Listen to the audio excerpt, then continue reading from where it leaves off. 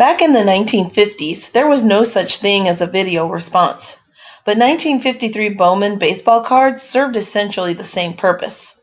After enjoying about half a decade of market dominance in the hobby, Bowman ran smack dab into a mammoth 1952 top set that changed everything.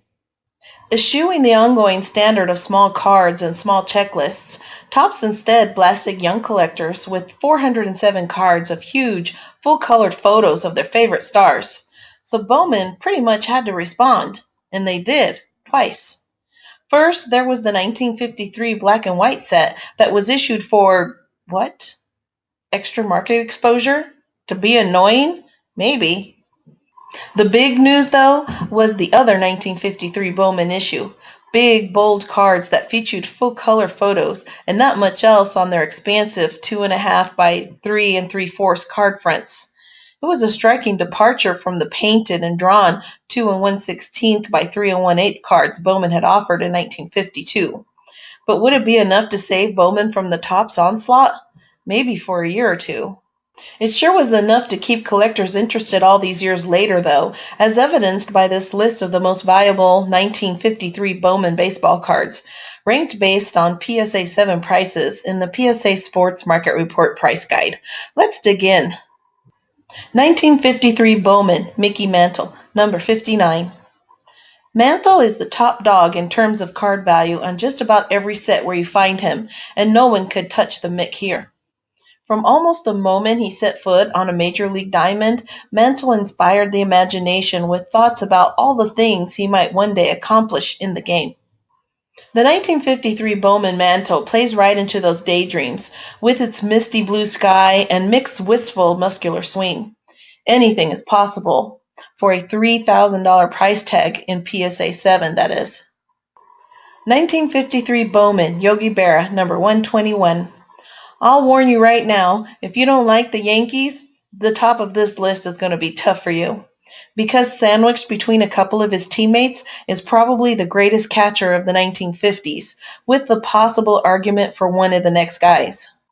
Yogi was behind the plate for all 6 of New York championships during the decade, plus 1 in 1949 and their 2 1950 losses.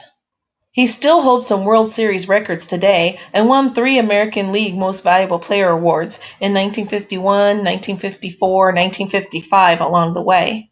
This shot of Berra leaning against the dugout wall is an $850 card in PSA 7. 1953 Bowman Whitey Ford, number 153.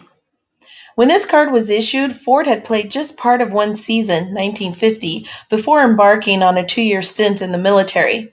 He picked up right where he left off, though, nailing down 18 victories with an even 3 ERA, garnering some MVP votes in the process.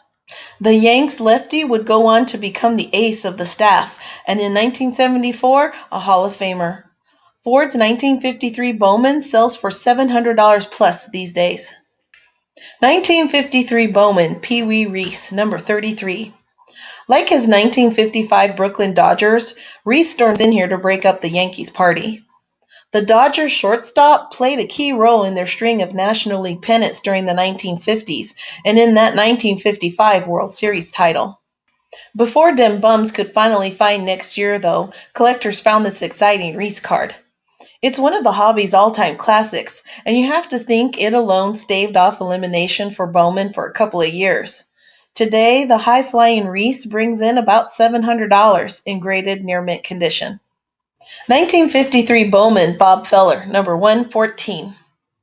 Feller had an off year in 1952, 9-13, and a 4.74 ERA, and there had to be some concern that he was nearing the end of the line.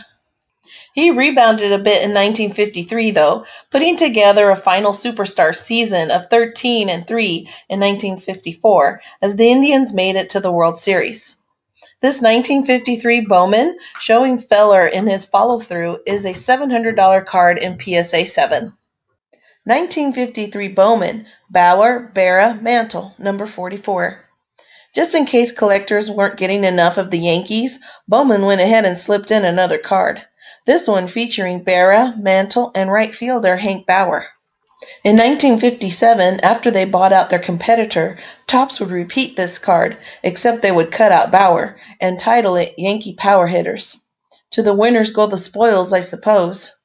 And to collectors willing to pay about $650 for the privilege goes this PSA 7 copy of this superstar combo.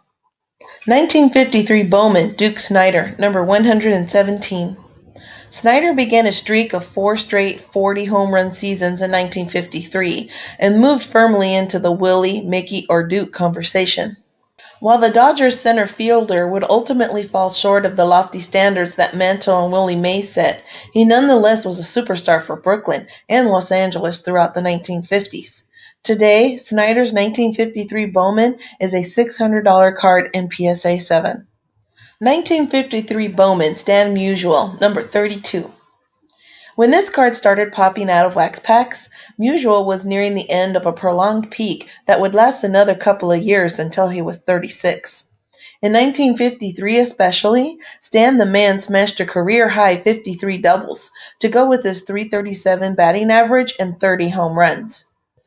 It was just business as usual for the Cardinals legend, who stands among the top tier of all Cooperstown enshrinees. Musial's 1953 Bowman card pushes $600 in PSA 7. 1953 Bowman, Billy Martin, number 118. Martin was no superstar as a player, but he was one of Mantle's best buddies and a lively part of the great 1950 squad. He also happened to have one of the best seasons in 1953, smacking 15 home runs and driving in 75 as the Bombers won another title. And of course, Billy was a superstar, if controversial, manager later in his life. For all that, his first Bowman card is a $400 buy in slab near mint condition. 1953 Bowman, Eddie Matthews, number 97.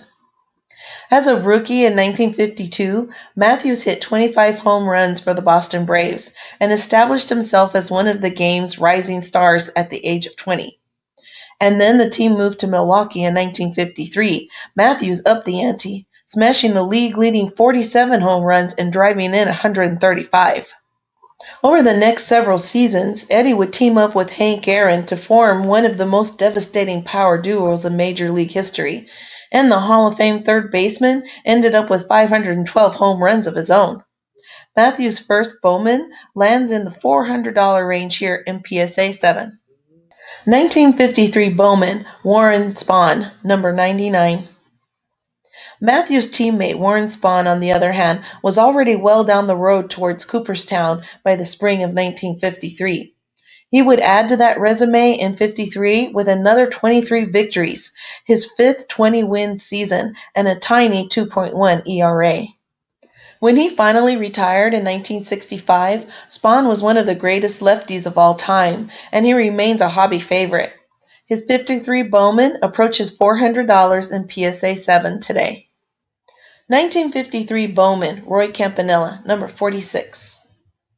Campanella matched Berra hardware for hardware in the first half of the 1950s, picking up National League MVP awards in 51, 53, and 1955. That last trophy-winning effort was expanded in the service of the Brooklyn Dodgers team that finally broke the World Series trance and won a championship. Campy remains about as popular today as ever, and his 1953 Bowman lines up at $350 or so in graded near mint condition. Like our video? Then like our videos and subscribe to our channel. waxpackgods.com